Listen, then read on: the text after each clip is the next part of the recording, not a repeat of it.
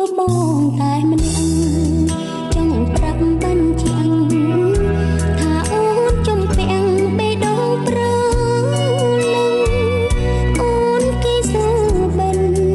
ងាយឆ្អិនគិតអូនរំពឹងតែសូមប្រលឹង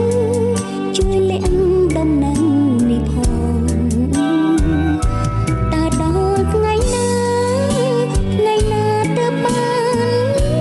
ជួបមុខអូនគេងអើមទុក